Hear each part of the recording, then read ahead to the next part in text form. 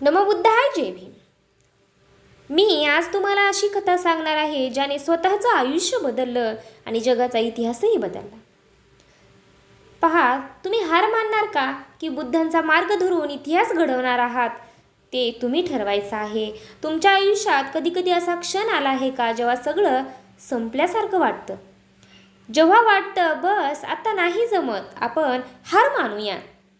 पण आज मी तुम्हाला एक अशी कथा सांगणार आहे ज्याने स्वतःचं आयुष्य बदललं आणि जगाचा इतिहासही बदलला. असाच एक संघर्षमय राजकुमाराची कथा आपण पाहूया. एक राजकुमार होता, नाव होतं सिद्धार्थ, म्हणजेच महाकारुणी तथागत भगवान गौतम बुद्ध. त्यांच्याकडे सगळं होतं, सुख होतं, संपत्ती होती, सत्ता होती, पण मनात एक प्रश्न होता. तो प्रश्न म्हणजे जीवनात इतकं दुःख का आहे? त्याने पाहिलं वृद्धत्व, आजार, मृत्यू आणि त्यांचं आयुष्य पूर्ण बदलून गेलं. कधी कधी आपल्याला जे दिसतं तेच आपल्याला जागं करतं. सिद्धार्थने सगळं सोडलं, राजमहल सोडला, कुटुंब सोडलं, ऐशो आराम सोडून दिले. तो भटकला, ध्यान केलं, उपवास केला, पण सत्य आणखीही सापडत नव्हतं. एक दिवस एका झाडाखाली बसून त्याने ठरवलं की सत्य मिळेपर्यंत मी इथून उठणार नाही. ते झाड म्हणजे बोधिवृक्ष. सिद्धार्थ गौतम बोधिवृक्षाखाली बसून त्यांनी निश्चय केला, त्यांनी ठरवलं की सत्य मिळेपर्यंत मी इथून उठणार नाही. आणि तिथेच सिद्धार्थाला ज्ञान मिळालं आणि सिद्धार्थ बुद्ध झाला. बुद्धांनी सांगितलं, दुःख आहे पण त्यावर उपायही आहे. मनावर नियंत्रण ठेवा, इच्छा कमी करा, शांतता वाढवा. आज आपण का हरतो? कारण आपण लगेच रिझल्ट पाहिजे म्हणतो. थोडा स्ट्रगल आला की आपण हार मानतो. जर बुद्धांनी हार मानली असती तर आज जगाला ज्ञान मिळालं असतं का? म्हणूनच जर तू आज हार मानली तर उद्या तुझी स्टोरी कोण सांगणार? लोक काय म्हणतील हे विसर, तू काय बनशील यावर फोकस कर. हार मानायची नाही, इतिहास घडवायचा आहे.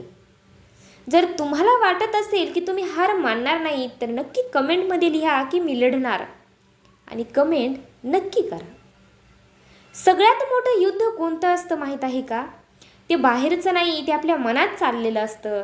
गौतम बुद्ध म्हणतात, बुद्ध जेव्हा ध्यान करत होते तेव्हा त्यांच्या मनात विचारांचा वादळ होता. भीती होती, शंका होती, मोह होता. हीच गोष्ट आज आपल्यासोबत घडते. आपण बाहेरच्या लोकांशी नाही तर आपण स्वतःशी हरतो. जो स्वतःवर विजय मिळवतो तोच खरा विजेता असतो. बुद्धांच्या कथेत मार येतो, तो म्हणजे वाईट विचार, भीती, लालसा. मार त्यांना घाबरवतो, त्यांना थांबवण्याचा प्रयत्न करतो, पण बुद्ध शांत राहतात. कारण त्यांना माहिती होतं हे सगळं तात्पुरतं आहे. तसंच तुझ्या आयुष्यातला मार्ग कोण आहे? निगेटिव्ह लोक की तुझाच ओव्हर थिंकिंग स्वभाव? जिंकायचं असेल तर शांत राहायला शिक. बुद्धांनी एक मोठा धडा दिला, अति काहीच चांगलं नसतं. मध्यम मार्गच हा सर्वात, ना खूप सुखात राहायचं ना खूप कठोर तप करायचं.